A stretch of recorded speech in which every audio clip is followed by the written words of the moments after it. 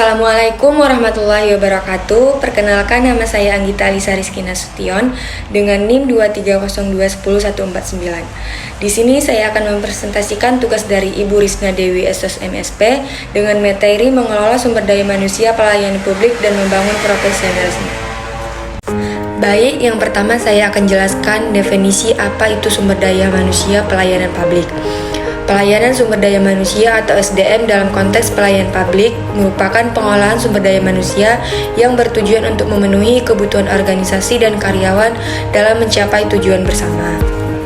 Selanjutnya ada fungsi pengolahan sumber daya manusia.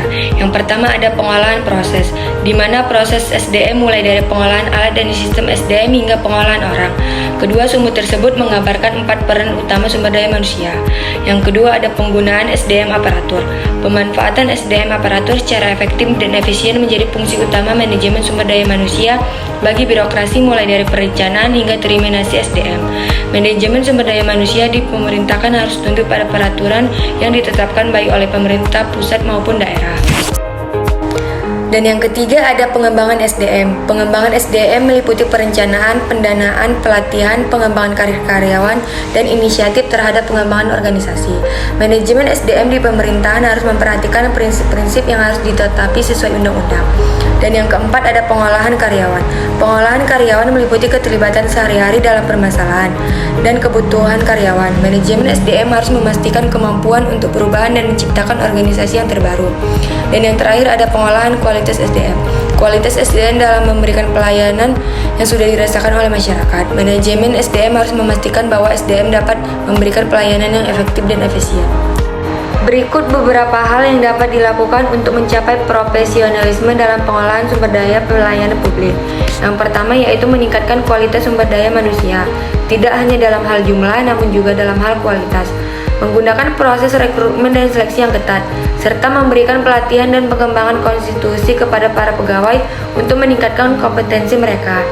Dan yang kedua ada menerapkan standar etika dan kode etik. Melalui penerapan standar etika dan kode etik, para pegawai diharapkan dapat menjalankan tugas dan tanggung jawab mereka dengan penuh integritas, profesionalisme, dan tanggung jawab. Dan yang selanjutnya ada yang ketiga, yaitu memberikan penghargaan dan pengakuan. Memberikan penghargaan dan pengakuan kepada para pegawai yang telah menunjukkan kinerja yang baik dapat menjadi dorongan bagi mereka untuk terus meningkatkan kualitas layanan yang diberikan. Dan yang keempat yaitu mendorong kolaborasi dan komunikasi, di mana mendorong kolaborasi dan komunikasi yang baik antara para pegawai dan pemimpin lembaga pelayanan publik dapat meningkatkan efektivitas kerja, serta memperkuat rasa saling percaya dan dukungan di antara mereka. Dan di sini ada pelaksanaan pengolahan sumber daya manusia. Pelaksanaan pengolahan sumber daya manusia atau SDM meliputi beberapa tahapan yang penting untuk mencapai tujuan organisasi. Berikut adalah beberapa tahapan yang harus dilakukan. Yang pertama yaitu perekrutan, di mana proses penghasilan pengelamar yang mempunyai kualifikasi tertentu untuk suatu pekerjaan di dalam suatu organisasi. Dan yang kedua ada penyaringan, di mana membuat penawaran kerja dan menyaring kandidat-kandidat yang memenuhi persyaratan jabatan. Yang ketiga, pelatihan dan pengembangan, yaitu suatu usaha organisasi untuk meningkatkan kualitas dan kinerja karyawan serta mengurangi kesenjangan antara kemampuan dan kebutuhan. Yang keempat yaitu penilaian, di mana proses evaluasi kinerja karyawan untuk meningkatkan kualitas organisasi. Dan yang terakhir itulah pemberdayaan, meningkatkan kualitas organisasi dengan memberikan kebebasan, tanggung jawab, dan dukungan yang jelas. Dan yang selanjutnya ada manfaat pengolahan sumber daya manusia, yaitu yang pertama peningkatan produktivitas, di mana karyawan yang merasa dihargai dan didukung cenderung lebih produktif dalam bekerja. Yang kedua ada meningkatkan kualitas sumber daya manusia, yaitu dengan memaksimalkan kualitas sumber daya manusia yang dimiliki perusahaan, serta meningkatkan kinerja dan meningkatkan kepuasan kerja karyawan. Yang ketiga ada meningkatkan kesejahteraan kerja karyawan, yaitu dengan memastikan setiap divisi memiliki karyawan yang kompeten di bidangnya, serta membantu manajemen merencanakan sumber daya manusia di masa depan.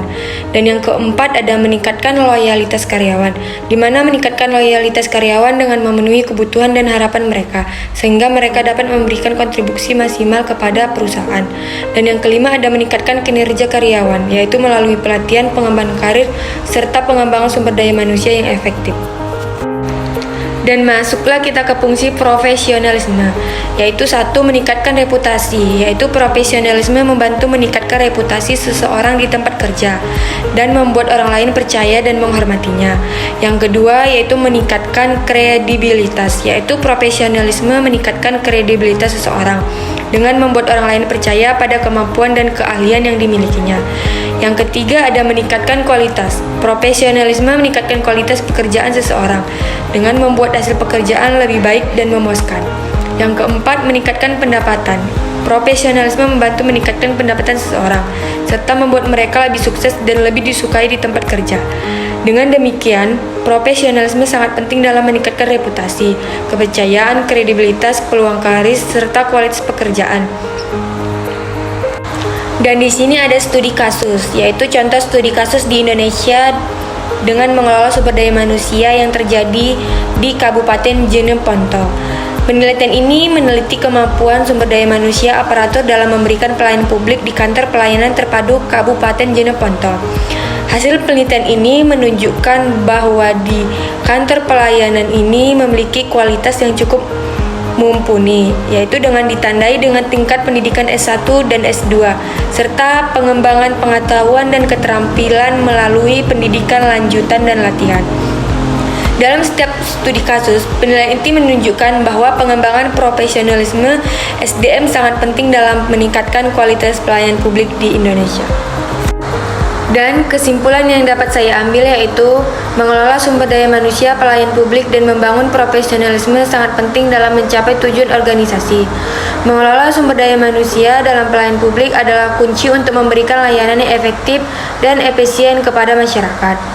Dengan mengelola sumber daya manusia pelayan publik dengan baik dan membangun profesionalisme dalam organisasi, institusi pelayan publik dapat memberikan layanan yang lebih baik dan memenuhi kebutuhan masyarakat dengan lebih efisien.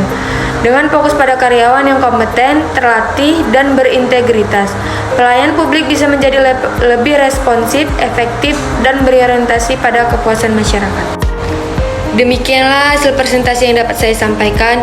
Apabila ada kekurangan saya mohon maaf. Saya akhiri dengan Assalamualaikum warahmatullahi wabarakatuh.